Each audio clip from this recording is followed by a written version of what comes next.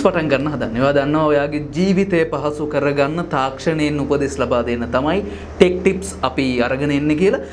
පටන් ගන්නකොටම කියන්න ඕනේ මේ සතියත් ගෙදර නම් වෙලා ඉන්න හන්ද සෞඛ්‍ය ආරක්ෂාව ගැන වැඩිපුර හිතලා සෞඛ්‍ය ආරක්ෂාව වෙනුවෙන් ගන්න පුළුවන් හැම ක්‍රියාමාර්ගයක්ම ගන්න කියලා මතක් කරන ගමන්ම මාස්ක් එක දැනට පොඩ්ඩක් ගලවනවා. ඒ වුණාට පුළුවන් හැම වෙලාවෙම මුහුණු ආවරණයක් පළඳින්න ඔයාගේ ආරක්ෂාව වෙනුවෙන් කටයුතු කරන්න කියන එකත් මතක් කරන්න ඕනේ. අද අපි කතා කරන්න හදන්නේ ගණන් හදන ඇප් එකක් ගැන. ඔයාගේ ගණන් දැනුම වැඩි කරන්න ඔයාට යොදා ගන්න පුළුවන් ඇප් එකක් ගැන. අපි ගිහිල්ලා බලමු මොකක්ද කියලා.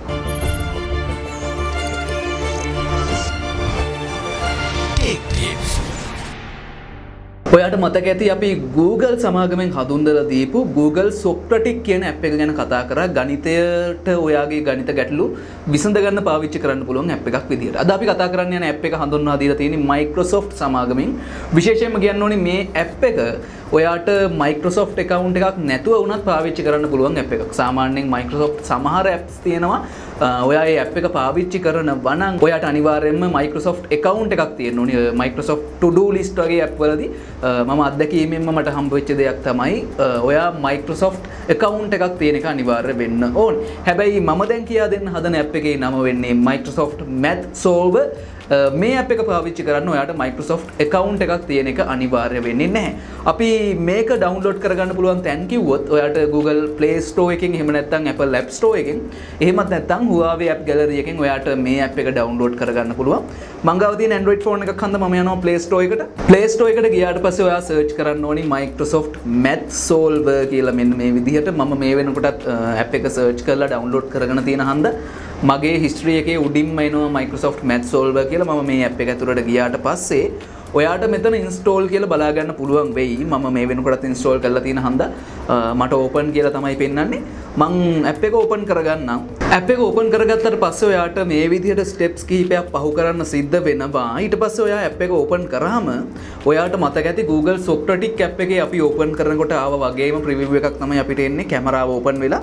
ඒකෙන් මේ විදිහට ඔයාට මම ලියාගෙන ආවා ගානක්. මේ විදිහට ඔයාට ගාන කැප්චර් කරලා මේ ගානට උත්තරේ හොයාගන්න පුළුවන්කම තියෙනවා. මම කරලා පෙන්නන්නම්. මෙන්න මෙහෙම ගාන කැප්චර් කරාට පස්සේ එතන ස්කෑන් වෙන ප්‍රිවිව් එකක් තමයි අපිට පේන්නේ.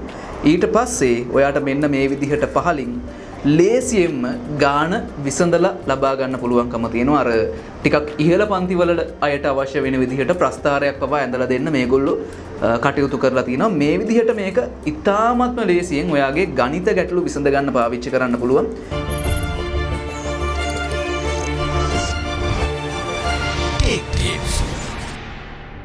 අපි කතා කරේ මේ ඇප් එකේ තියෙන කැමරා ඔප්ෂන් එක ගැන. මේකේ දීලා තියෙන අනික් ඔප්ෂන් එක තමයි draw කියලා කියන්නේ.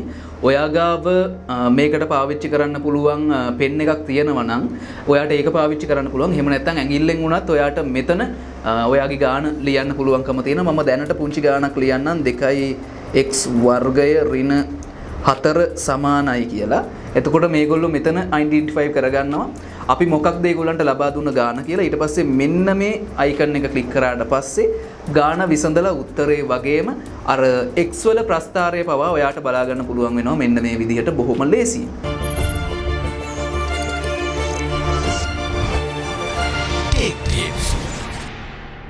අපි මේකේ තියෙන scan option එක draw option එක පාවිච්චි කරා. දැන් තියෙන type කියන option එක. මෙතනින් ඔයාට calculator එකක් වගේ ගාන type කරන්න පුළුවන්කම තියෙනවා. මේක අමුතුවෙන් පැහැදිලි කරන්න දෙයක් නැහැ.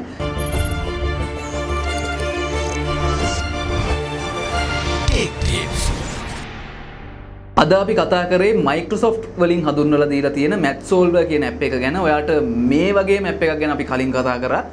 Google Socratic කියන ඇප් එක ගැන අපේ පහුගිය වීඩියෝ බලන්න පුළුවන්කම තියෙනවා. එතකොට ඔයාට මේ apps ගැන හැම දෙයක්ම දැනගන්න පුළුවන්.